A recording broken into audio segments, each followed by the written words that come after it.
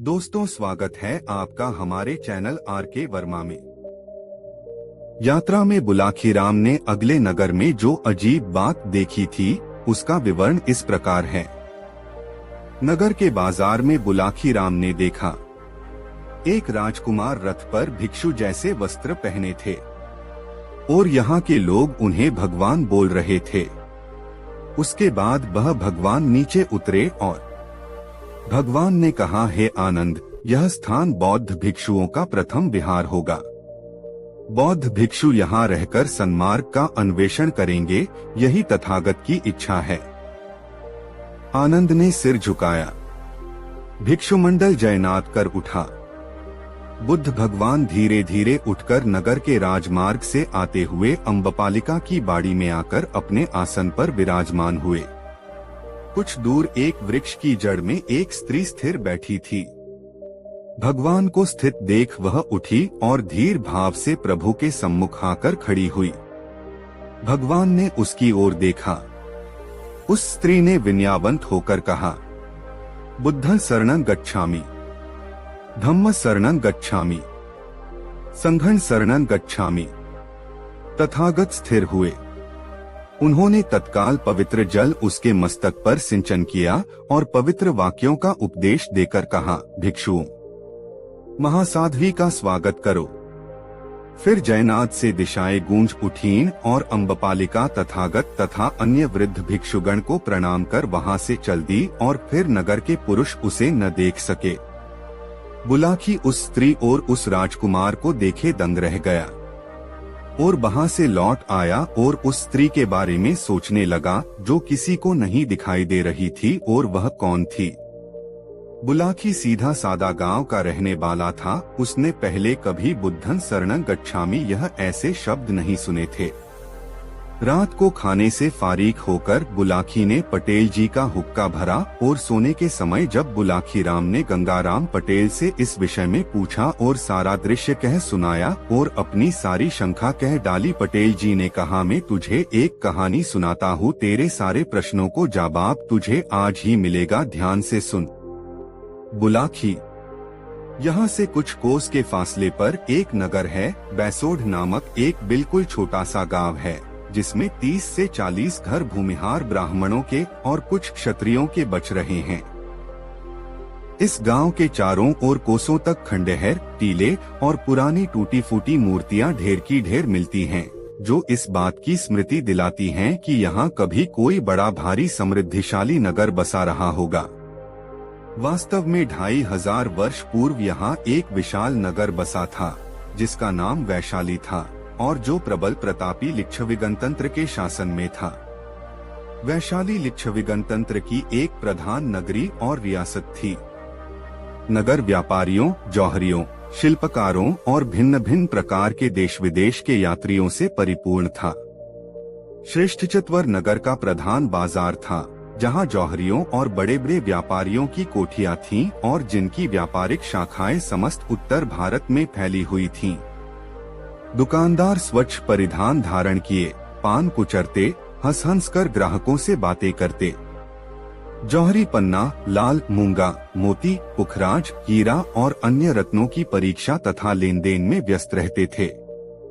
निपुण कारीगर अनगढ़ रत्नों को सान चढ़ाते, स्वर्णाभरणों में रंगीन रत्न जड़ते और मोती गूंथते थे। गंधी लोग केसर के थैले हिलाते थे। चंदन के तेलों में भिन्न भिन्न सुगंध मिलाकर इत्र बनाए जाते और नागरिक उनका खुला उपयोग करते थे। रेशम और बहुमूल्य महीन मलमल के व्यापारियों की दुकानों पर बगदाद और फारस के व्यापारी लंबे लंबे लबादे पहने भीड़ की भीड़ पड़े रहते थे। नगर की गलियां संकरी और तंग थीं और उनमें गगनचुंबी अट्टालिकाएं खड़ी थीं, जिनके अंधेरे तहखानों में इन धन कुबेरों का बड़ा भारी कोष और द्रव्य रखा रहता था। संध्यास में सुंदर श्वेत बैलों के रथों पर, जिन पर बढ़िया सुनहरा काम हुआ रहता था, नागरिक सैर करने राजपथ पर निकलते थे। इधर उधर हाथी झूमते हुए बढ़ा करते थे और उन पर उनके अधिपति रत्नाभरणों से सज्जित अपने दासों तथा शरीर रक्षकों से घिरे हुए चला करते थे। अभी दिन निकलने में देरी थी। पूर्व की ओर प्रकाश की आभा दिखाई पड़ रही थी। पर मार्ग में अंधेरा था। राजमहल के तोरण पर अभी तक प्रकाश जल रहा था। चारों ओर प्रतिहार पड़े सो रहे थे। उनमें से केवल एक भाला टेककर खड़ा नींद में झूम रहा था। तोरण के इधर उधर कई कुत्ते पड़े सो रहे थे। धीरे धीरे दिन का प्रकाश फैलने लगा। राजवर्गी इधर से उधर आने जाने लगे। प्रतिहार रक्षी सेना का एक नवीन दल तोरण पर आ पहुंचा। उनमें से एक दंडधर ने आगे बढ़कर भाले के सहारे खड़े खड़े ऊँघते मनुष्य को पुकार कर कहा, महानामन, सावधान हो और घर जाकर विश्राम करो। महानामन ने सजग होकर अपने दीर्घकाय का और भी विस्तार करके एक जोर की अंगड़ाई ली और यह कहकर कि तुम्हारा कल्याण हो, वह अपना भाला धरती पर टेकता हुआ तीसरे तोरण की ओर बढ़ गया। पश्चिम की ओर पुराना प्रासाद और राजमहल का उपवन था, जिसकी देखरेख महानामन के सुपुर्द थी। यहीं उसकी छोटी सी कुटिया थी, जहां वह अपनी प्रौढ़ा पत्नी के साथ 17 वर्ष से एक रस आंधी पानी सर्दी गर्मी में रहता था। वह नींद में झूमता हुआ ऊँघ रहा था। अब भी प्रभात का प्रकाश धुंधला था। उसने अपनी कुटी के पास एक कदली वृक्ष के नीचे आम्रकुंज में एक श्वेत वस्तु पड़ी रहने का भान किया। निकट जाकर देखा, एक नवजात शिशु स्वच्छ वस्त्रों में लिपटा अपना अंगूठा चूस रहा है। आश्चर्यचकित होकर महानामन ने शिशु को उठा लिया। देखा, कन्या है। उसने अपनी स्त्री को पुकारकर उसे वह कन्या देकर कहा, देखो, आज इस प्रकार अपने जीवन की पुरानी साध मिटी। वह कन्या उस दरिद्र लिच्छवी महानामन के उस दरिद्रावास में शशिकला की भांति बढ़ने लगी। उसका नाम रखा गया अम्बपालिका। वैशाली से उत्तर पश्चिम 25 कोस पर एक छोटे से गांव में एक किनारे पर एक साधारण घर था। उसके द्वार पर एक वृद्ध प्रातकाल बैठा दातुन कर रहा था। पूर्व के द्वार पर पैर की आहट सुनकर उसने पीछे को देखा।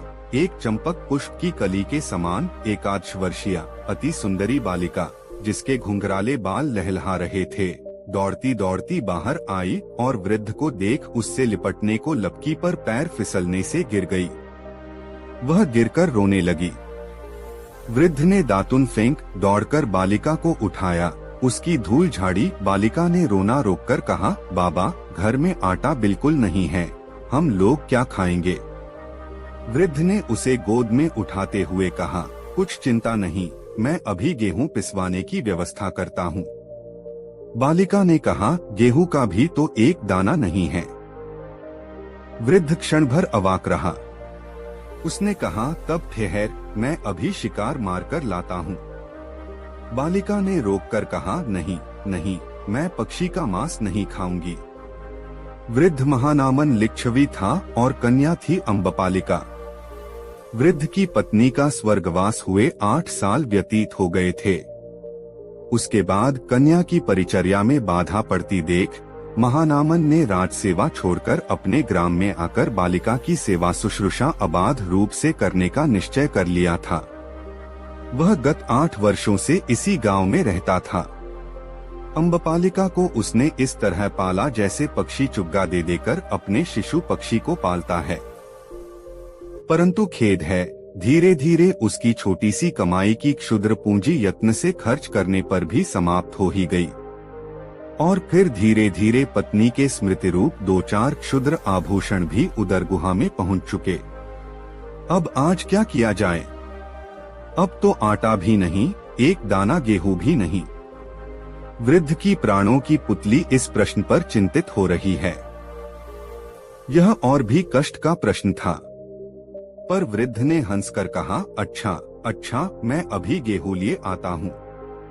इतना कहकर वृद्ध ने बालिका के तड़ातड़ 3 से 4 चुंबन लिए और उसे गोद से उतारते उतारते 2 बूंद आंसू गिरा दिए। बालिका भीतर गई और वृद्ध चिंतामग्न बैठ गया।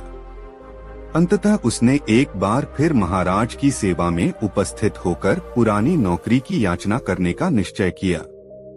उसके बाहु का पौरुष तो थक चुका था, परंतु क्या किया जाए, कन्या का विचार सर्वोपरि था।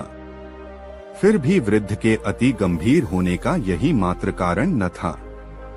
लाख वृद्ध होने पर भी उसकी भुजा में बल था, बहुत था। पर उसकी चिंता थी बालिका का अप्रतिम सौंदर्य। सहस्राधिक बालिकाएं भी क्या उस पारिजात कुसुमतुल्य कुंदतलिका के समान थीं? किस पुष्प में उतनी गंध, कोमलता और सौंदर्य था? उसे भय था कि राजनियमानुसार वह विवाह से वंचित करके कहीं नगर वेश्या न बना दी जाए, क्योंकि लिच्छवी गणतंत्र में यह कानून था कि राज्य की जो कन्या अत्यधिक सुंदरी होती थी उसे किसी एक पुरुष की पत्नी न होने दिया जाकर नागरिकों के लिए सुरक्षित रखा जाया करता था। वास्तव में इसी भय से महानामन राजधानी छोड़कर भागा था, जिससे किसी की दृष्टि उस बालिका पर न पड़े। पर अब उपाय न था। महानामन ने राजधानी में एक बार जाने का निश्चय किया। वैशाली की ओर जाने वाली सड़क पर वर्षा के कारण बड़ी कीचड़ हो रही थी। कहीं कहीं तो नालों का पानी कच्ची सड़क को तोड़कर सड़क पर नदी की तरह बह रहा था। अभी वर्षा हो चुकी थी। वृद्ध और उसकी पुत्री दोनों भीग गए थे, पर धीरे धीरे बढ़े चले जा रहे थे। हवा बंद थी, गर्मी बढ़ गई थी और दूरस्थ पर्वतों की चोटियों में अस्त होते हुए सूर्य को देख देख कर वृद्ध डर रहा था। निकट किसी बस्ती के चिन्ह न थे। यदि कहीं चौपट में अंधेरा हो गया तो कहाँ रात कटेगी, बच्ची खाएगी क्या, यही वृद्ध के भय का कारण था। वह लाठी टेकता टेकता धीरे धीरे आगे बढ़ रहा था। वह स्वयं थक गया था और बालिका तो क्षण क्षण में विश्राम की इच्छा प्रकट कर रही थी। बालिका ने कहा, पिता, अब मैं और नहीं चल सकती, मेरे पैरों में देखो लहू बह रहा है, वे फट गए हैं। वृद्ध ने स्नेह से उसे चुमकार कर कहा, अब थोड़ी दूर और निकट ही कहीं गांव या बस्ती मिलने पर ठहरने में सुविधा रहेगा। पर बालिका और कुछ पग चलकर मार्ग में ही एक ऊंची जगह पर बैठ गई। वृद्ध भी निरुपाय हो पास ही बैठ गया। अंधकार ने चारों ओर से उन्हें घेर लिया। सहसा बालिका ने चौंक कर कहा, पिताजी देखो, घोड़ों की टाप का शब्द सुनाई दे रहा है। बुढ़े ने उठकर दूर तक दृष्टि करके देखा। सड़क के निकट एक घना सेमल का वृक्ष था, जिसके नीचे घोर अंधकार था। वृद्ध कन्या का हाथ पकड़ वहीं जा छिपा। आकाश में अब भी बादल घिर रहे थे और फिर जोर की वर्षा होने के रंगढंग दिख पड़ते थे। बीच बीच में बिजली भी चमक जाती। थोड़ी देर बाद बहुत से सवार वहां तक आ पहुंचे। वर्षा भी शुरू हो गई। सवारों ने निश्चय किया कि उस वृक्ष के नीचे आश्रय लें। वृद्ध भय से बालिका को छाती में छिपाए वृक्ष की जड़ से चिपककर बैठ गया।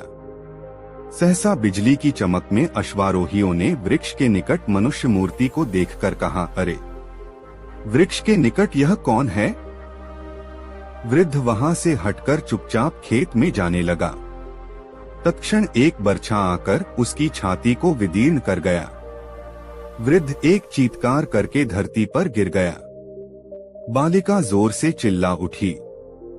अश्वारोही दल ने निकट जाकर देखा, मृत पुरुष वृद्ध और निस्र है। पर कन्या को देखते ही बर्छा फेंकने वाले सवार ने कहा, वाह, बूढ़े को मारकर रत्न मिला, इसमें किसी का साझा नहीं है। बालिका भय और शोक से चिल्ला उठी। अश्वारोही ने उसकी परवाह न कर उसे घोड़े पर रख लिया और वे आगे बढ़े। वैभवशालिनी वैशाली का जो श्रेष्ठ चत्वर नामक बाजार था, उसके उत्तर कोण पर एक विशाल प्रासाद, जिसके गुंबजों का प्रकाश रात्रि को गंगा पार से भी दिखता था। बाहर का सिंहद्वार विशाल पत्थरों का बनाया गया था, जिसे उठाना और जोड़ना दैत्यों का ही काम हो सकता था। इन पत्थरों पर स्थापत्य कला और शिल्प की सूक्ष्म बुद्धि खर्च की गई थी। ड्योढ़ी पर गहरा हरा रंग किया हुआ था और ऊंचे महराबदार फाटक पर फूलों की गुंथी हुई सुंदर मालाएं लटक रही थीं। पहले आंगन में प्रवेश करने पर श्वेत अट्टालिकाओं की पंक्ति दिख पड़ती थी। उनकी दीवारों पर कांच की तरह चमकदार श्वेत पलस्तर किया गया था। सीढ़ियों पर भिन्न भिन्न प्रकार के खुदरंग बहुमूल्य पत्थर लगे थे और खिड़कियों में बिल्लौर के किवाड़ थे, जिनमें श्रेष्ठ चतवर की बहार बैठे ही बैठे दीख पड़ती थी। दूसरे आंगन में गाड़ी, बैल, घोड़े, हाथी बंधे थे और महावत उन्हें चावल भी खिला रहे थे।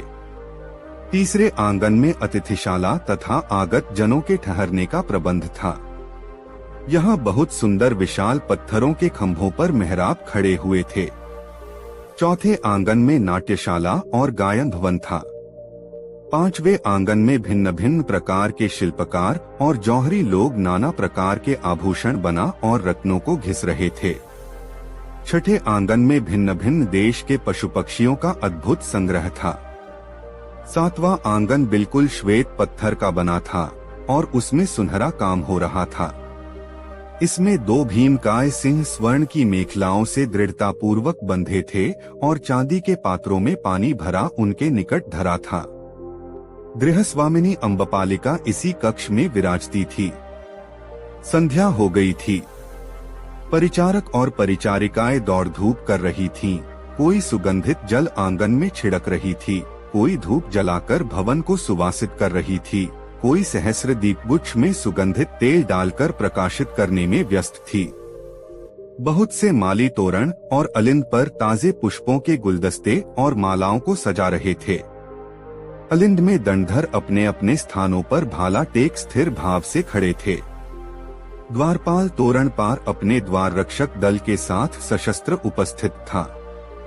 क्षण भर बाद प्रासाद भांति भांति के रंगीन प्रकाशों से जगमगा उठा। भांति भांति के रंगीन फव्वारे चलने लगे और उन पर प्रकाश का प्रतिबिंब इंद्रधनुष की बहार दिखाने लगा।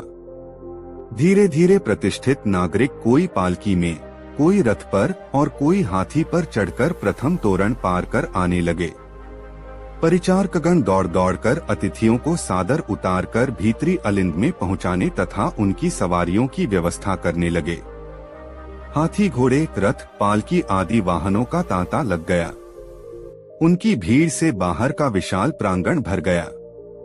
7वें तोरण के भीतर श्वेत पत्थर के एक विशाल सभा भवन में अम्बपालिका नागरिक युवकों भी अभ्यर्थना कर रही थी।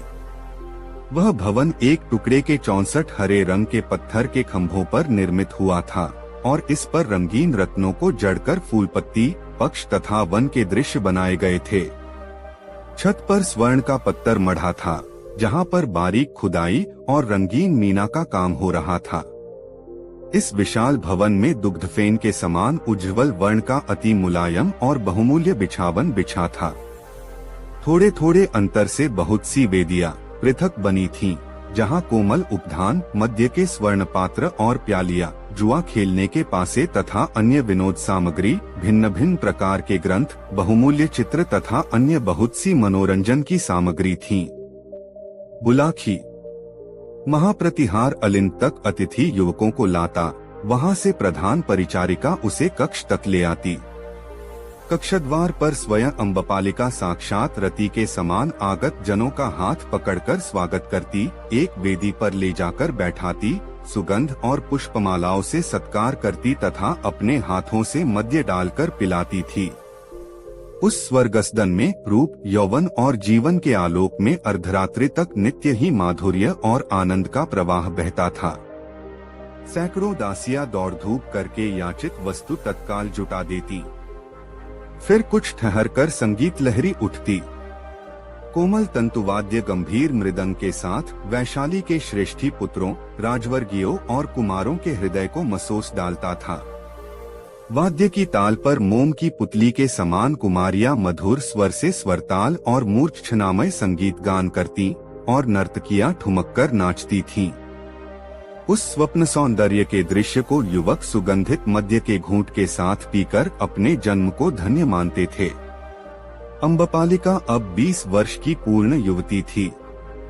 उसका यौवन और सौंदर्य मध्याकाश में था और लिच्छवी गणतंत्र के राजा ही नहीं, मगध, कौशल और विदेह के महाराजा तक उसके लिए सदैव अभिलाषी बने रहते थे।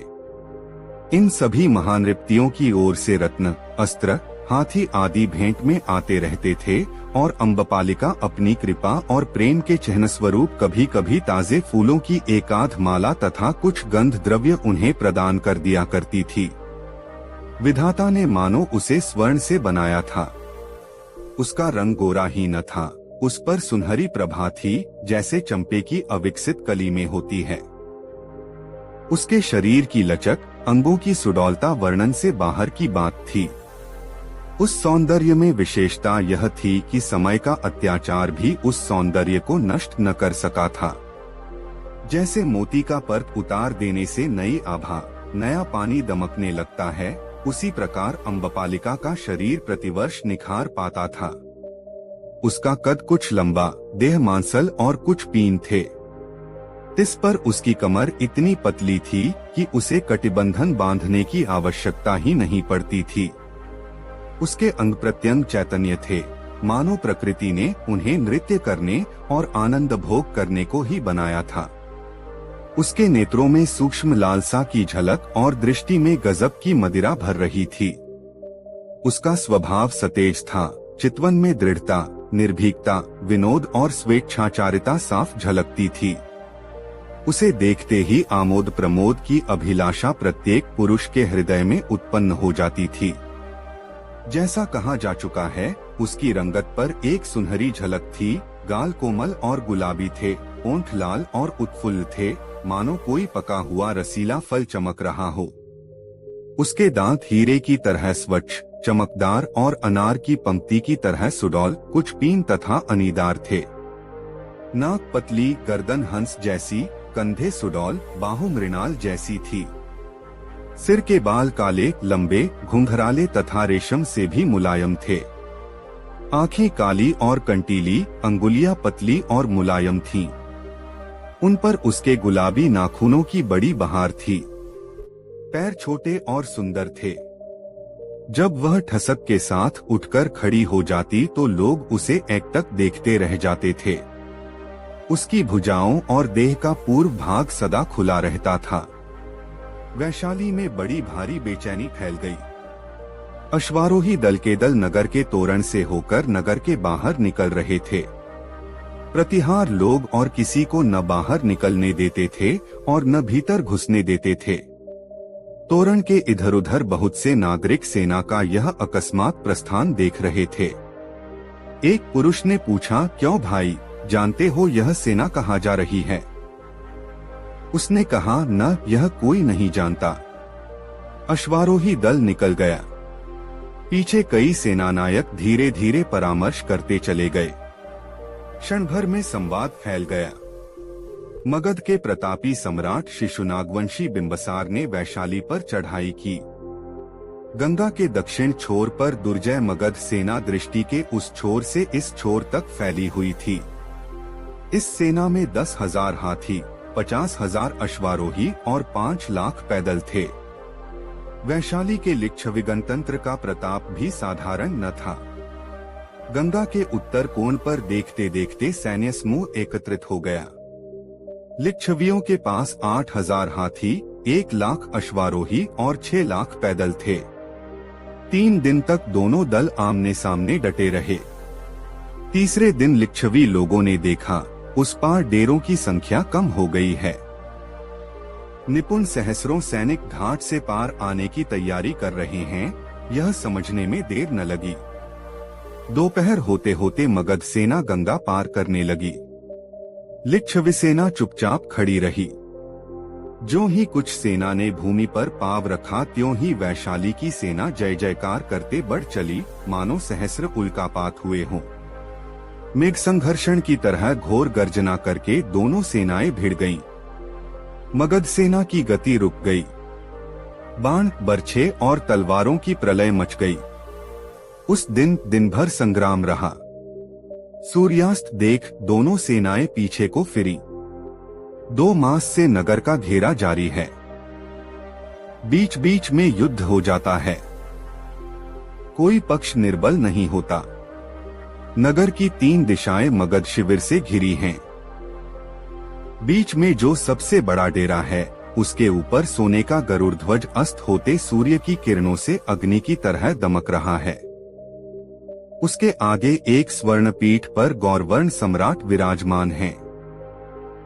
निकट 1-2 विश्वासी पार्षद हैं। सम्राट अति सुंदर, बलिष्ठ और गंभीर मूर्ति हैं। नेत्रों में तेज और स्नेह, दृष्टि में वीरत्व और औदार्य तथा प्रतिभा में अदम्य तेज प्रकट हो रहा है। सम्राट आधे लेटे हुए कुछ मंत्रणा कर रहे हैं। एक कर्णिक नीचे बैठा उनके आदेशानुसार लिखता जाता है। एक दंडधर ने आगे बढ़कर पुकार कर कहा, महानायक युवराज भट्टारक पादीय गोपालदेव तोरण पर उपस्थित हैं। सम्राट ने चौंक कर उधर देखा और भीतर बुलाने का संकेत किया। साथ ही कर्णिक और मंत्री को विदा किया। गोपालदेव ने तलवार म्यान से खींच शीश से लगाई और फिर विनम्र निवेदन किया, महाराजाधिराज की आज्ञानुसार सब व्यवस्था ठीक है। देवश्री पधारने का कष्ट करें। सम्राट के नेत्रों में उत्फुल्लता उत्पन्न हुई। वे उठकर वस्त्र पहनने के लिए पटमंडप में घुस गए। वैशाली के राजपथ जनशून्य थे। 2 प्रहर रात्रि जा चुकी थी। युद्ध के आतंक ने नगर के उल्लास को मूर्छित कर दिया था। कहीं कहीं प्रहरी खड़े उस अंधकार में रात्रि में भयानक भूत से प्रतीत होते थे। धीरे धीरे 2 मनुष्य मूर्तियां अंधकार का भेदन करती हुई वैशाली के गुप्त द्वार के निकट पहुंची। एक ने द्वार पर आघात किया। भीतर प्रश्न हुआ, संकेत। मनुष्य मूर्ति ने कहा, अभिनय। हल्की चीत्कार करके द्वार खुल गया। दोनों मूर्तियां भीतर घुसकर राजपथ छोड़ अंधेरी गलियों की अट्टालिकाओं की परछाई में छिपती छिपती आगे बढ़ने लगी। एक स्थान पर प्रहरी ने बाधा देकर पूछा, कौन? एक व्यक्ति ने कहा, आगे बढ़कर देखो। प्रहरी निकट आया। हठात दूसरे व्यक्ति ने उसका सिर धड़ से जुदा कर दिया। दोनों फिर आगे बढ़े। अम्बपालिका के द्वार पर अंततः उनकी यात्रा समाप्त हुई। द्वार पर एक प्रतिहार मानो उनकी प्रतीक्षा कर रहा था। संकेत करते ही उसने द्वार खोल दिया और आगंतुकगण को भीतर लेकर द्वार बंद कर लिया। बुलाखी। आज इस विशाल राजमहल सदृश भवन में सन्नाटा था। न रंग बिरंगी रोशनी, न फव्वारे, न दासदासी गणों की दौड़ धूप। दोनों व्यक्ति चुपचाप प्रतिहार के साथ जा रहे थे। 7वें अलिंद को पार करने पर देखा, एक और मूर्ति एक खंभे के सहारे खड़ी है। उसने आगे बढ़कर कहा, इधर से पधारिए श्रीमान। प्रतिहार वहीं रुक गया। नवीन व्यक्ति स्त्री थी और वह सर्वांग काले वस्त्र से ढापे हुए थी। दोनों आगंतुक कई प्रांगण और अलिंद पार करते हुए कुछ सीढ़ियां उतरकर एक छोटे से द्वार पर पहुंचे जो चांदी का था और जिस पर अतिशय मनोहर जाली का काम हो रहा था और उसी जाली में से छन छन कर रंगीन प्रकाश बाहर पड़ रहा था। पटेल जी ने थोड़ा विराम लिया और बोले, बुलाखी ओ बुलाखी। फिर पटेल जी ने हुक्के का एक जोरदार कश लिया बुलाखी के मुंह पर छोड़ दिया। बुलाखी घबराते हुए बोले, अरे अरे पटेल जी, यह क्या कर रहे हो? अरे बुलाखी, तेरी आंख लग गई थी इसलिए। अच्छा, आगे क्या हुआ पटेल जी? बुलाखी। द्वार खोलते ही देखा एक बहुत बड़ा कक्ष भिन्न भिन्न प्रकार की सुख सामग्रियों से परिपूर्ण था। यद्यपि उतना बड़ा नहीं जहां नागरिक जनों का प्रायः स्वागत होता था, परंतु सजावट की दृष्टि से इस कक्ष के सम्मुख उसकी गणना नहीं हो सकती थी। यह समस्त भवन श्वेत और काले पत्थरों से बना था और सर्वत्र ही सुनहरी पच्चीकारी का काम हो रहा था। उसमें बड़े बड़े बिल्लौर के 8 पहलू अमूल्य खंभे लगे थे जिनमें मनुष्य का हूबहू प्रतिबिंब सहस्रों की संख्याओं में दिखता था। बड़े बड़े और भिन्न भिन्न भावपूर्ण चित्र टंगे थे। सहस्र दीप गुच्छों में सुगंधित तेल जल रहा था। समस्त कक्ष भीनी सुगंध से महक रहा था। धरती पर एक महामूल्यवान रंगीन बिछावन था जिस पर पैर पड़ते ही हाथ भर धंस जाता था। बीचों बीच एक विचित्र आकृति की 16 फलू सोने की चौकी पड़ी थी जिस पर मोरपंख के खंभों पर मोतियों की झालर लगा एक चंदोबा तन रहा था और पीछे रंगीन रेशम के पर्दे लटक रहे थे जिसमें ताजे पुष्पों का श्रृंगार बड़ी सुघड़ाई से किया गया था। निकट ही एक छोटी सी रत्नजटित टिपाई पर मध्य पात्र और पन्ने का बड़ा सा पात्र धरा हुआ था। हठात सामने का पर्दा उठा और उसमें वह रूपराशि प्रकट हुई जिसके बिना अलिंद शून्य हो रहा था। उसे देखते ही आगंतुकगण में से एक तो धीरे धीरे पीछे हटकर कक्ष से बाहर हो गया, दूसरा व्यक्ति स्तंभित सा खड़ा रहा। अम्बपालिका आगे बढ़ी। वह बहुत महीन श्वेत रेशम की पोशाक पहने हुए थी। वह इतनी बारीक थी कि उसके आर पार साफ दिख पड़ता था। उसमें से छनकर उसके सुनहरे शरीर की रंगत अपूर्व छटा दिखा रही थी, पर यह कमर तक ही था। वह चोली या कोई दूसरा वस्त्र नहीं पहने थी, इसलिए उसकी कमर के ऊपर के अंग प्रत्यंग साफ दिख पड़ते थे। विधाता ने उसे किस क्षण में गढ़ा था? हमारी तो यह धारणा है कि कोई चित्रकार न तो वैसा चित्र ही अंकित कर सकता था और न कोई मूर्तिकार वैसी मूर्ति ही बना सकता था। उस भुवन मोहिनी की छटा आगंतुक के हृदय को छेदकर पार हो गई। गहरे काले रंग के बाल उसके उज्ज्वल और स्निग्ध कंधों पर लहरा रहे थे। स्फटिक के समान चिकने मस्तक पर मोतियों का गुथा हुआ आभूषण अपूर्व शोभा दिखा रहा था। उसकी काली और कंटीली आंखें, तोते के समान नुकीली नाक, बिंबफल जैसे अधरोष्ठ और अनारदाने के समान उज्ज्वल दांत, गोरा और गोल चिबुक बिना ही श्रृंगार के अनुराग और आनंद बिखेर रहा था। अब से 2500 वर्ष पूर्व की वह वैशाली की वेश्या ऐसी ही थी। मोती की कोर लगी हुई सुंदर ओढ़नी पीछे की ओर लटक रही थी और इसलिए उसका उन्मत्त कर देने वाला मुख साफ देखा जा सकता था। वह अपनी पतली कमर में एक ढीला सा बहुमूल्य रंगीन शाल लपेटे हुए थी। हंस के समान उज्ज्वल गर्दन में अंगूर के बराबर मोतियों की माला लटक रही थी और गोरी गोरी गोल कलाइयों में नीलम की पहुंची पड़ी हुई थी। उस मकड़ी के जाले के समान बारीक उज्ज्वल परिधान के नीचे सुनहरे तारों की बुनावट का एक अद्भुत घाघरा था, जो उस प्रकाश में बिजली की तरह चमक रहा था। पैरों में छोटी छोटी लाल रंग की उपानत थीं, जो सुनहरे फीते से कस रही थीं। उस समय कक्ष में गुलाबी रंग का प्रकाश हो रहा था। उस प्रकाश में अम्बपालिका का मानो पर्दा चीरकर इस रूप रंग में प्रकट होना आगंतुक व्यक्ति को मूर्तिमती मदिरा का अवतरण सा प्रतीत हुआ। वह अभी तक स्तब्ध खड़ा था। धीरे धीरे अम्बपालिका आगे बढ़ी।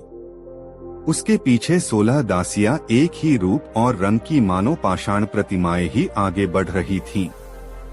अम्बपालिका धीरे धीरे आगे बढ़कर आगंतुक के निकट आकर झुकी और फिर घुटने के बल बैठ उसने कहा, परमेश्वर, परम वैष्णव, परम भट्टारक, महाराजाधिराज की जय हो। इसके बाद उसने सम्राट के चरणों में प्रणाम करने को सिर झुका दिया। दासियां भी पृथ्वी पर झुकी गईं। आगंतुक महाप्रतापी मगध सम्राट बिंबसार थे। उन्होंने हाथ बढ़ाकर अम्बपालिका को ऊपर उठाया। अम्बपालिका ने निवेदन किया, महाराजाधिराज पीठ पर विराजें। सम्राट ने ऊपर का परिच्छद उतार फेंका। वे पीठ पर विराजमान हुए। अम्बपालिका ने नीचे धरती पर बैठकर सम्राट का गंध, पुष्प आदि से सत्कार किया। इसके बाद उसने अपनी मदभरी आंखें सम्राट पर डालकर कहा, महाराजाधिराज ने बड़ी अनुकंपा की, बड़ा कष्ट किया। सम्राट ने किंचित मोहक स्वर में कहा, अम्बपाली, यदि मैं यह कहूँ कि केवल विनोद के लिए आया हूँ तो यह यथार्थ नहीं।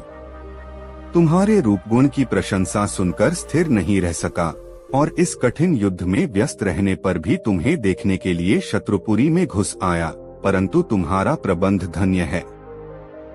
अम्बपालिका लज्जित सी होकर जरा मुस्कुराकर, मैं पहले ही सुन चुकी हूँ कि देव स्त्रियों की चाटुकारी में बड़े प्रवीण हैं।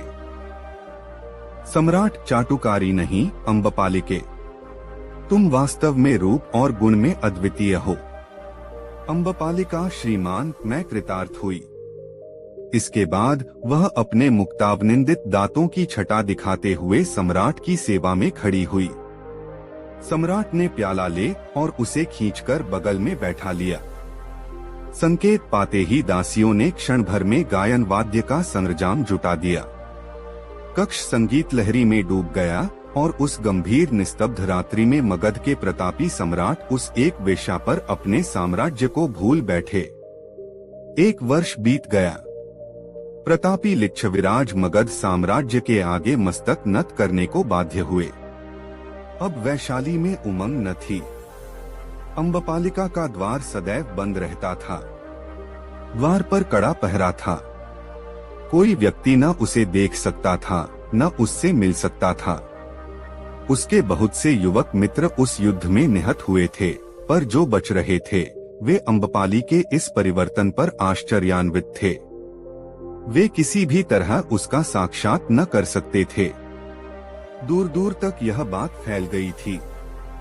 अम्बपालिका के सहस्रावधि वेतन भोगी दास दासी, सैनिक और अनुचरों में से भी केवल 2 व्यक्ति थे जो अम्बपालिका को देख सकते और उससे बात कर सकते थे।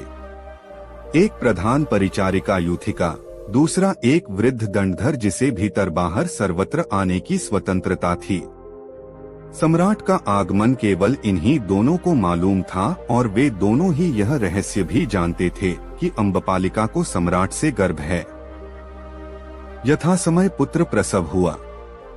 यह रहस्य भी केवल इन्हीं 2 व्यक्तियों पर ही प्रकट हुआ और वह पुत्र उसी दंडधर ने गुप्त रूप से राजधानी ले जाकर मगध सम्राट की गोद में डालकर अम्बपालिका का अनुरोध सुनाकर कहा, महाराजाधिराज की सेवा में मेरी स्वामिनी ने निवेदन किया है कि उनकी तुच्छ भेंट स्वरूप मगध के भावी सम्राट आपके चरणों में समर्पित हैं। सम्राट ने शिशु को सिंहासन पर डालकर वृद्ध दंडधर से उत्फुल्ल नयन से कहा, मगध के सम्राट को झटपट अभिवादन करो। दंडधर ने कोष से तलवार निकाल मस्तक पर लगाई और 3 बार जयघोष करके तलवार शिशु के चरणों में रख दी। सम्राट ने तलवार उठाकर वृद्ध की कमर में बांधते बांधते कहा, अपनी स्वामिनी को मेरी यह तुच्छ भेंट देना। यह कहकर उन्होंने एक वस्तु वृद्ध के हाथ में चुपचाप दे दी। वह वस्तु क्या थी, यह ज्ञात होने का कोई उपाय नहीं। भगवान बुद्ध वैशाली में पधारे हैं और अम्बपालिका की बाड़ी में ठहरे हैं। आज हठात अम्बपालिका के महल में हलचल मच रही है। सभी दास दासी, प्रतिहार, द्वारपाल दौड़ धूप कर रहे हैं। हाथी, घोड़े, पालकी, रथ सज रहे हैं। सवार शस्त्र सज्जित हो रहे हैं। अम्बपालिका भगवान बुद्ध के दर्शनार्थ बाड़ी में जा रही है। 1 वर्ष बाद आज वह फिर सर्वसाधारण के सम्मुख निकल रही है। समस्त वैशाली में यह समाचार फैल गया है। लोग झुंड के झुंड उसे देखने राजमार्ग पर डट गए हैं। अम्बपालिका एक श्वेत हाथी पर सवार होकर धीरे धीरे आगे बढ़ रही है। दासियों का पैदल झुंड उसके पीछे है, उसके पीछे अश्वारोही दल है और उसके बाद हाथियों पर भगवान की पूजा सामग्री। सबसे पीछे बहुत से वाहन, कर्मचारी और पौरगण। अम्बपालिका एक साधारण पीतवर्ण परिधान धारण किए अधोमुख बैठी है। एक भी आभूषण उसके शरीर पर नहीं है। बाड़ी से कुछ दूर ही उसने सवारी रोकने की आज्ञा दी। वह पैदल भगवान के निवास तक पहुंची। पीछे 100 दासियों के हाथ में पूजन सामग्री थी। तथागत बुद्ध की अवस्था 80 को पार कर गई थी। एक गौरवर्ण, दीर्घकाय, श्वेतकेश, कृश किंतु बलिष्ठ महापुरुष पद्मासन से शांत मुद्रा में एक सघन वृक्ष की छाया में बैठे थे। सहस्रावधिक शिष्यगण दूर तक मुंडित सिर और पीत वस्त्र धारण किए स्तब्ध से श्रीमुख के प्रत्येक शब्द को हृदपटल पर लिख रहे थे। आनंद नामक शिष्य ने निवेदन किया, प्रभु, अम्बपालिका दर्शनार्थ आई है। तथागत ने किंचित हास्य से अपने करुण नेत्र ऊपर उठाए। अम्बपालिका धरती में लौटकर कहने लगी, प्रभु, त्राही मां, त्राही मां। भगवान ने कहा, कल्याण, कल्याण। आनंद ने कहा, उठो अम्बपाली, महाप्रभु प्रसन्न हैं। अम्बपाली ने यथाविधि भगवान का अर्घ्यदान, पाद्य, मधुपर्क से पूजन किया और चरणरज नेत्रों में लगाई, फिर हाथ बांध सम्मुख खड़ी हो गई। भगवान ने हंसकर कहा, अब और क्या चाहिए अम्बपाली? प्रभु, भगवन, इस अपदार्थ का आतिथ्य स्वीकार हो, इन चरण कमलों की देवदुर्लभ रजकण किंकरी की कुटिया को प्रदान हो। प्रभु ने करुण स्वर में कहा, तथास्तु। भिक्षुगण सहस्र कंठ से जयोल्लास से चिल्ला उठे। परंतु यह क्या? उस नाद को विदीर्ण करता हुआ एक और नाद उठा। भगवान ने पूछा, आनंद, यह क्या है? प्रभु, लिच्छविराज वर्ग और अमात्य वर्ग श्रीपाद पद्म के दर्शनार्थ आ रहा है। प्रभु हंस पड़े। अम्बपालिका हट गई। प्रतापी लिच्छविराजगण, राजकुमार, अमात्य वर्ग और अंतःपुर ने एक साथ ही भगवान के चरणों में महान मस्तक झुका दिए। भगवान ने कहा, कल्याण कल्याण। महाराज ने पद्धूली मुकुट पर लगाकर कहा, महाप्रभु, यह तुच्छ राजधानी इन चरणों में पधारने से कृतकृत्य हुई। परंतु प्रभु, यह वेश्या की बाड़ी है, श्री चरणों के योग्य नहीं। प्रभु के लिए राजप्रासाद प्रस्तुत है और राजवंश प्रभुपद सेवा को बहुत उत्सुक है। भगवान ने हंसकर कहा, तथागत के लिए वेश्या और राजा में क्या अंतर है? तथागत समदृष्टि है। प्रभु, तब कल का आतिथ्य राज परिवार को प्रदान कर कृतार्थ करें। वह तो मैं अम्बपालिका का स्वीकार कर चुका। राजा निरुत्तर हुए। वे फिर प्रणाम कर लौटे। कुछ श्वेत वस्त्र धारण किए थे, कुछ लाल और कुछ आभूषण पहने थे। अम्बपालिका रथ में बैठकर लौटी। उसने आज्ञा दी, मेरा रथ लिच्छवी महाराजाओं के बराबर हाँको। उनके पहिए के बराबर मेरा पहिया और उनके धुरे के बराबर मेरा धुरा रहे, तथा उनके घोड़े के बराबर मेरा घोड़ा। लिच्छवियों ने देखकर क्रोध मिश्रित आश्चर्य से पूछा, अम्बपालिके, यह क्या बात है? तू हम लोगों के बराबर अपना रथ हाँक रही है? उसने उत्तर दिया, मेरे प्रभु, मैंने तथागत और उसके शिष्य वर्ग को भोजन का निमंत्रण दिया है और वह उन्होंने स्वीकार किया है। उन्होंने कहा, हे अम्बपाली, हमसे 1,00,000 स्वर्ण मुद्रा ले और यह भोजन हमें कराने दे। मेरे प्रभु, यह संभव ही नहीं है। तब 100 ग्राम ले और यह निमंत्रण हमें बेच दे। नहीं स्वामी, कदापि नहीं। आधा राज्य ले और यह निमंत्रण हमें दे दे। मेरे प्रभु, आप एक तुच्छ भूखंड के स्वामी हैं, पर यदि समस्त भूमंडल के चक्रवर्ती भी होते और अपना समस्त साम्राज्य मुझे देते तो भी मैं ऐसी कीर्ति की जेवनार को नहीं बेच सकती थी। लिच्छवी राजाओं ने तब अपना हाथ पटककर कहा, हाय, अम्बपालिका ने हमें पराजित कर दिया। अम्बपालिका हमसे बढ़ गई। अम्बपालिके, तब तुम स्वच्छंदता से हमसे आगे रथ हाँको। अम्बपालिका ने रथ बढ़ाया। गर्द का एक तूफान पीछे रह गया। 10 सहस्र भिक्षुओं के साथ भगवान बुद्ध ने अम्बपालिका के प्रासाद को आलोकित किया। वैशाली के राजमार्ग में नगर के प्राणी आजूझे थे। महापुरुष बुद्ध और उनके वितरागी भिक्षु भूमि पर दृष्टि दिए पैदल धीरे धीरे आगे बढ़ रहे थे। नगर के श्रेष्ठीगण दुकानों से उठकर मार्ग की भूमि को भगवान के चरण रखने से पूर्व अपने उत्तरीय से झाड़ रहे थे। कोई नागरिक भीड़ से निकलकर पथ पर अपने बहुमूल्य शाल बिछा रहे थे। महाप्रभु बिना कुछ कहे एकरस धीरे धीरे आगे बढ़ रहे थे। वह महान सन्यासी, प्रबल वितरागी, महाप्राण वृद्ध पुरुष श्रेष्ठ जय जयकार की प्रचंड घोषणा से जरा भी विचलित नहीं हो रहा था। उसकी दृष्टि मानो पृथ्वी में पाताल तक घुस गई थी और स्त्रियां झरोखों से खील और पुष्प वर्षा कर रही थीं। अम्बपालिका का तोरण आते ही 4 दंडधरों ने दौड़कर पथ पर कौशे बिछा दिया। द्वार में प्रवेश करने पर सर्वत्र कौशे बिछा था। अनगिनत कर्मचारी भिक्षुगण के सम्मानार्थ दौड़ गए। पीतवसंधारी मुंडित भिक्षु नक्षत्रों की तरह उस विशाल प्रांगण में महाजन समूह में चमक रहे थे।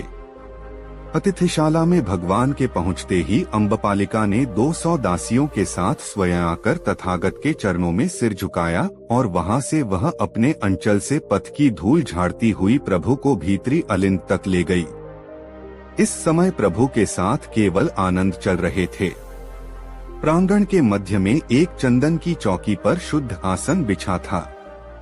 अम्बपालिका के अनुरोध पर प्रभु वहां विराजमान हुए। अम्बपालिका ने अर्घ्यपाद्य दान करके भोजन प्रस्तुत करने की आज्ञा मांगी।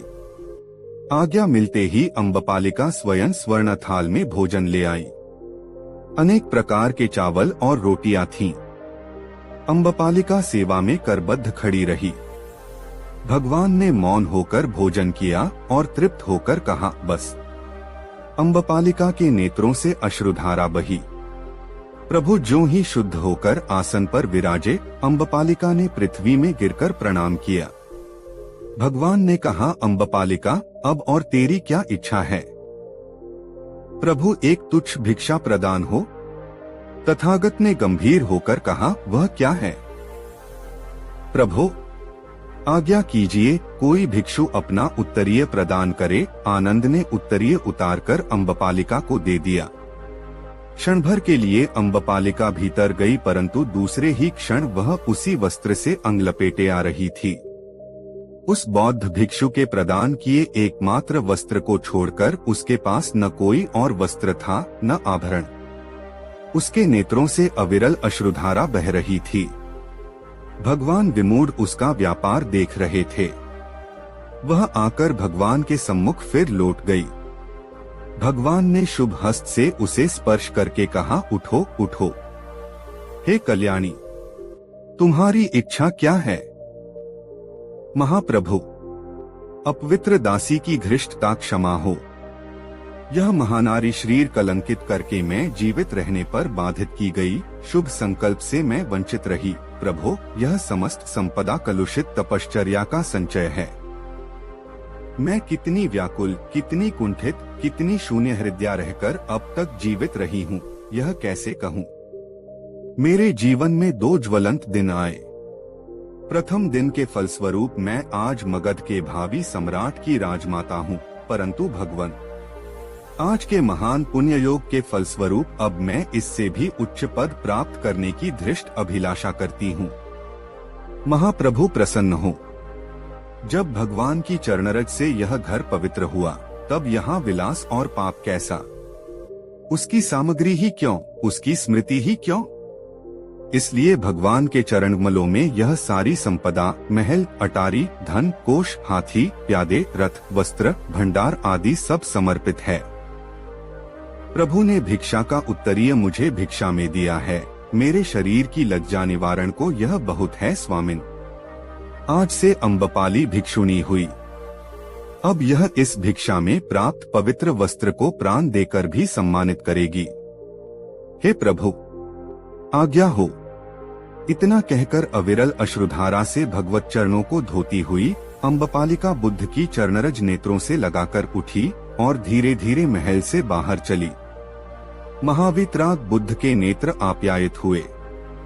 उन्होंने तथास्तु कहा और खड़े होकर उसका सिर स्पर्श करके कहा, कल्याण कल्याण। सहस्र सहस्र कंठ से जय अम्बपालिके का गगनभेदी नाद उठा। सहस्रों नर नारी पीछे चले। अम्बपालिका उस पीत परिधान को धारण किए, नीचा सिर किए, पैदल उसी राजमार्ग से भूमि पर दृष्टि दिए धीरे धीरे नगर से बाहर जा रही थी और उसके पीछे समस्त नगर उमड़ा जा रहा था। खिड़कियों से पौर वधुएं पुष्प और खील वर्षा कर रही थीं। भगवान ने कहा, हे आनंद, यह स्थान बौद्ध भिक्षुओं का प्रथम विहार होगा। बौद्ध भिक्षु यहाँ रहकर सन्मार्ग का अन्वेषण करेंगे, यही तथागत की इच्छा है। आनंद ने सिर झुकाया। भिक्षुमंडल जयनाद कर उठा। बुद्ध भगवान धीरे धीरे उठकर नगर के राजमार्ग से आते हुए अम्बपालिका की बाड़ी में आकर अपने आसन पर विराजमान हुए। कुछ दूर एक वृक्ष की जड़ में अम्बपालिका स्थिर बैठी थी। भगवान को स्थित देख वह उठी और धीर भाव से प्रभु के सम्मुख आकर खड़ी हुई। भगवान ने उसकी ओर देखा। अम्बपालिका ने विनयावंत होकर कहा, बुद्धं शरणं गच्छामि, धम्म शरणं गच्छामि, संघं शरणं गच्छामि। तथागत स्थिर हुए।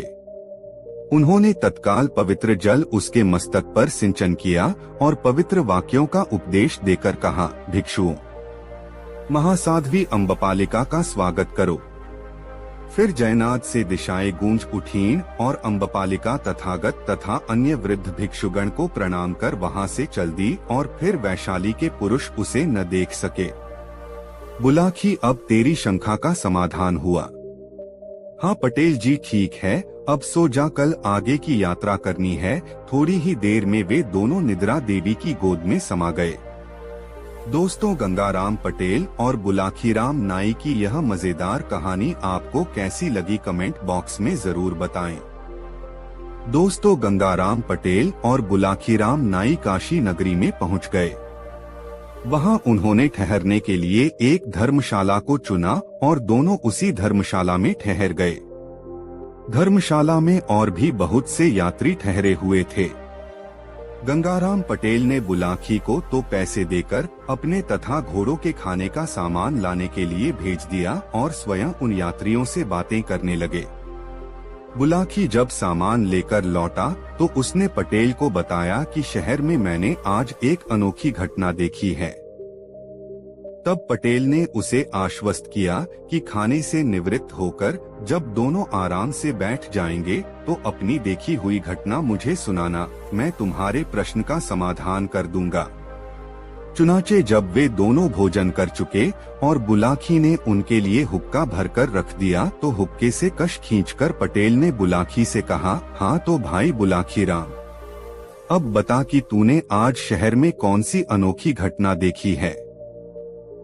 पटेल जी, आज जब मैं बाजार से अपने और आपके लिए आटा, दाल और घी तथा घोड़ों के लिए दाना रातिब लेकर लौट रहा था तो राह भूलकर एक चौराहे पर जा निकला।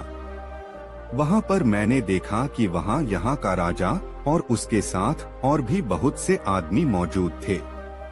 पास ही में एक भट्ठी पर एक बहुत बड़े कड़ाह में तेल खौल रहा था। तभी राजा के सामने दो पुरुष और एक स्त्री को उपस्थित किया गया। उन दोनों पुरुषों का दावा था कि ये स्त्री उसकी पत्नी है।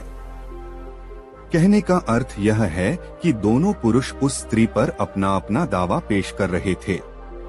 तब राजा ने निर्णय दिया कि तुम में से जो भी पुरुष इस तेल से भरे खौलते कड़ाह में स्नान कर सही सलामत बाहर निकल आएगा, उसी को यह स्त्री दे दी जाएगी।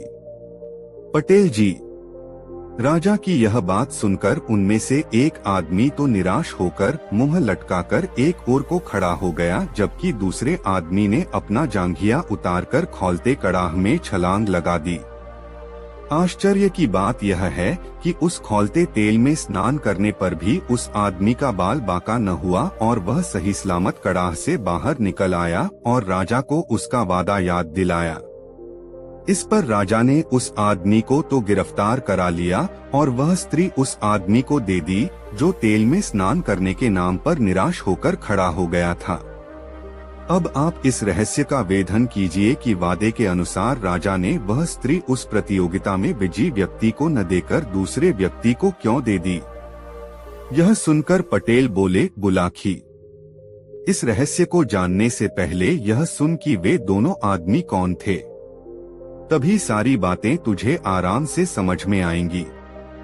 यहाँ से काफी दूर के फासले पर किशनगढ़ नाम का एक बहुत बड़ा नगर है। वहाँ के राजा का नाम वीरेंद्र सिंह था।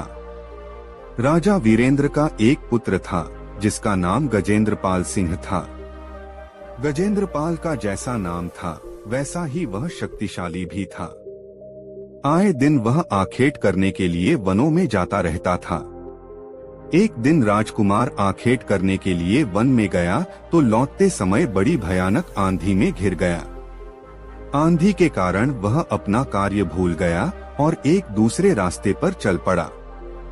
राजकुमार को अपनी इस भूल का पता तब चला जब वह अपने नगर में पहुंचने के स्थान पर एक अन्य नगर में पहुंच गया। राजकुमार ने जब उस नगर के निवासियों से उस स्थान की जानकारी चाही तो उन्होंने बताया कि वह इस समय कामरूप राज्य में है, जो एक बड़े देश चीन के बिल्कुल निकट है। यह जानकर राजकुमार को भारी आश्चर्य हुआ। कामरूप तो उसके राज्य से बहुत दूर था।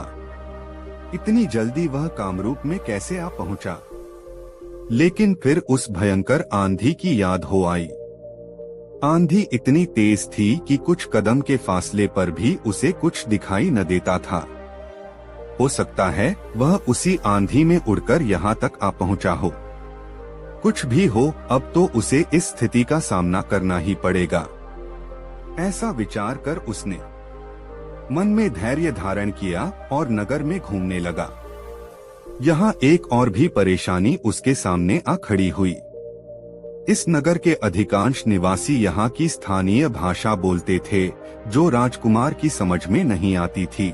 लेकिन कुछ दिनों तक वहाँ रहकर राजकुमार ने उनकी भाषा सीख ली और वह टूटी फूटी स्थानीय भाषा में वार्तालाप करने लगा। एक दिन जब वह शहर में घूम रहा था तो उसने एक जगह दो व्यक्तियों को आपस में लड़ते देखा। दोनों के हाथों में लंबे लंबे चाकू थे और वे एक दूसरे के बार को बचाकर दूसरे पर हमला करने की कोशिश कर रहे थे। वहाँ बहुत से तमाशबीन भी खड़े थे। राजकुमार भी उन तमाशबीनों में जाकर खड़ा हो गया। इसी बीच राजा का रथ वहाँ से गुजरा। राजा ने जब उन व्यक्तियों को लड़ते देखा तो उसने अपने कुछ सैनिक उन दोनों व्यक्तियों को पकड़ने के लिए भेज दिए। सैनिकों ने उनके पास पहुंचकर उन्हें एकंगना चाहा तो वे दोनों सैनिकों से भी भिड़ गए और सैनिकों को घायल करके वहां से भाग गए। राजकुमार ने जब तमाशबीनों से उनके विषय में पूछा तो उसे बताया गया कि ये दोनों नगर के नामी गुंडे हैं। ये इतने खूंखार हैं कि सैनिक भी इन्हें पकड़ने से डरते हैं। फिर जाने पर यह दोनों तत्काल सैनिकों पर धावा बोल देते हैं। फुर्तीले इतने हैं कि पकड़ में नहीं आते और बात की बात में बहुत दूर जा निकलते हैं। यह सुनकर राजकुमार उस नगर के राजा के पास पहुंचा और उससे कहा, राजन, यदि आप आदेश दें तो मैं उन दोनों गुंडों को पकड़कर आपके सामने प्रस्तुत कर सकता हूं। यह सुनकर राजा ने गौर से उसकी ओर देखा और बोला, कोई परदेशी मालूम होते हो, तभी ऐसा दावा कर रहे हो? हाँ राजन, राजकुमार ने कहा, परदेशी तो जरूर हूँ, किंतु मेरा दावा झूठा नहीं है। मैं अपनी बात को सत्य करके दिखला सकता हूँ। तब फिर हमारा आदेश है कि उन्हें पकड़कर हमारे समाने ले आओ। यदि तुम ऐसा कर सके तो हम तुम्हें पुरस्कारों से लाद देंगे। आदेश मिलने की देर थी कि राजकुमार विद्युत गति से उस ओर दौड़ पड़ा जिधर वे दोनों गुंडे सैनिकों को घायल कर अपने चाकू चमकाते हुए भाग निकले थे। राजकुमार को मल्ल विद्या का अच्छा ज्ञान था। उसके गुरु ने उसे ऐसे ऐसे दांवपेच सिखा रखे थे कि वह 100 आदमियों पर भी भारी पड़ सकता था। बात की बात में वह उन गुंडों के पास पहुंचा और हुंकार भरते हुए गुंडों से भिड़ गया। बड़ी चपलता से पहले तो उसने उन दोनों के चाकू छीने, फिर उन्हें लात घूंसों और मुक्कों पर रख लिया। कुछ ही देर में दोनों गुंडों के कसबल ढीले हो गए।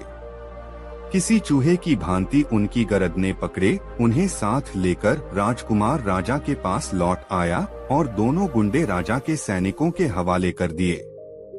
राजकुमार का ऐसा पराक्रम देखकर वहां का राजा बहुत खुश हुआ। वह राजकुमार को अपने महल में ले आया। वहां उसने राजकुमार की बहुत खातिर की और फिर उसका परिचय पूछा।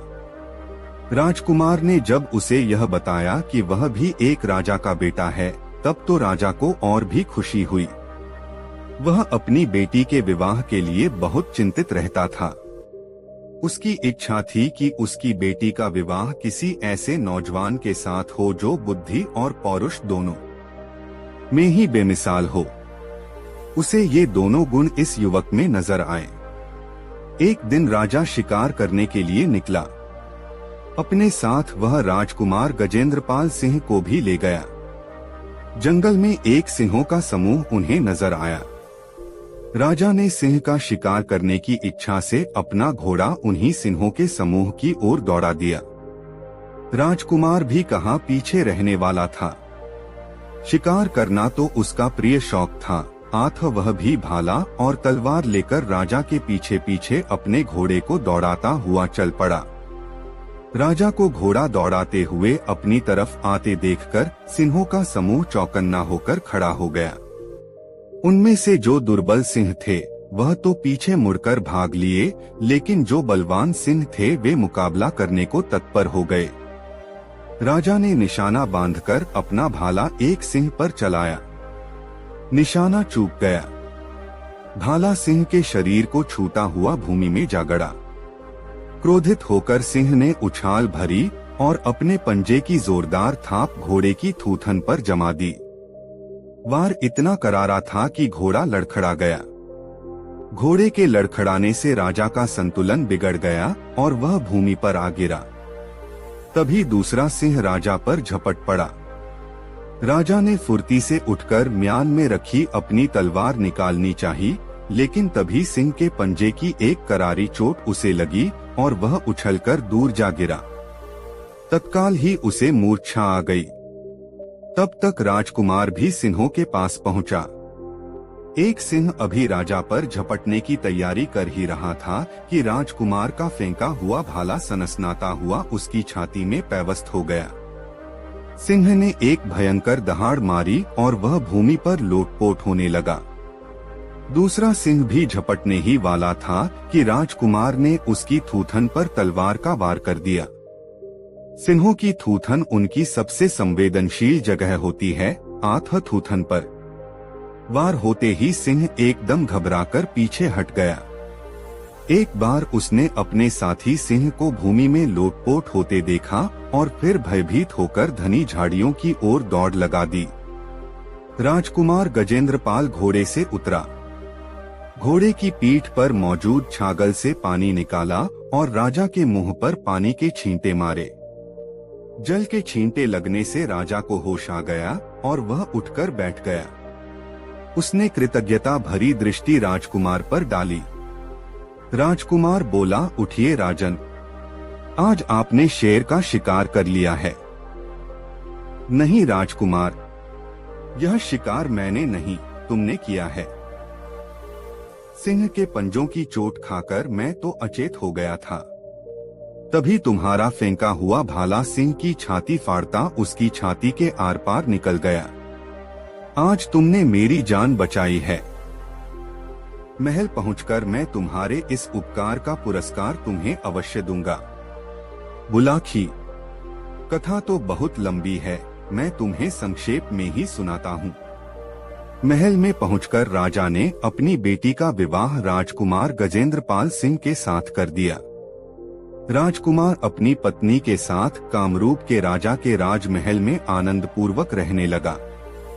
जब उसे वहां रहते हुए कई महीने बीत गए तो एक दिन उसने पत्नी से कहा, प्रिय, यहाँ रहते हुए मुझे बहुत समय बीत गया है। अब मुझे अपने घर की याद सताने लगी है। मेरे परिवार वालों को मेरे बारे में कुछ भी पता नहीं है। वे बेहद चिंता कर रहे होंगे। आठ हमें अपने घर लौट चलना चाहिए। इस पर राजकुमारी ने अपनी सहमति व्यक्त कर दी। कुछ नानुकर करने के बाद राजा ने भी उसका अनुरोध मान लिया और बहुत सा दान दहेज देकर अपने दामाद और बेटी को विदा कर दिया। सारे दिन की यात्रा के बाद उनका काफिला एक नगर में पहुंचा और एक सुंदर सा स्थान देखकर वहीं पड़ाव डाल दिया। आतनी कहानी सुनाकर पटेल चुप हो गए। तरोताजा होने के लिए उन्होंने हुक्के से 3-4 गहरे गहरे कश खींचे और ढेर सारा धुआं अपने मुंह से उगल दिया। फिर उन्होंने आगे की कथा आरंभ की। हाँ तो बुलाखी राम, जब उन लोगों ने उस स्थान पर पड़ाव डाला तो एक दुर्घटना घट गई। उस स्थान पर एक प्रेत का निवास था। उसने कामरूप की राजकुमारी राजकुमार गजेंद्रपाल सिंह की पत्नी को देखा तो वह उस पर मोहित हो गया। तब उस प्रेत ने राजकुमार गजेंद्रपाल का वेश बनाया और राजकुमार और राजकुमारी के खेमे में पहुंच गया। उसने राजकुमार से कहा कि यह स्त्री तो मेरी पत्नी है, आठ मैं इसे लेकर जाऊंगा। राजकुमार ने कहा कि यह तुम्हारी पत्नी कैसे हो सकती है? यह तो मेरी पत्नी है। मैं इसे विवाह कर लाया हूँ। इस पर दोनों में हाथापाई होने लगी। शोरगुल सुनकर सभी नौकर चाकर वहां पहुंच गए। उनकी समझ में नहीं आ रहा था कि किसका पक्ष लें। कौन है असली राजकुमार? दोनों की शक्लें और वेशभूषा एक समान थीं। दोनों में रंचमात्र भी अंतर न था। बोलचाल, हाव भाव और चाल ढाल से दोनों एक जैसे प्रतीत हो रहे थे। राजकुमारी सहमी सी खड़ी थी। उसकी समझ में नहीं आ रहा था कि किसे अपना पति माने, किसे नहीं। बात वहां के राजा तक पहुंची, लेकिन वहां का राजा भी कोई निर्णय न दे सका। उसने कहा, यह एक गंभीर स्थिति है। मैं तुम्हारा कोई न्याय नहीं कर सकता। तुम दोनों काशी नरेश के पास चले जाओ। वह परमगुणी और बेहद बुद्धिमान व्यक्ति हैं। वही तुम्हारा न्याय करेंगे।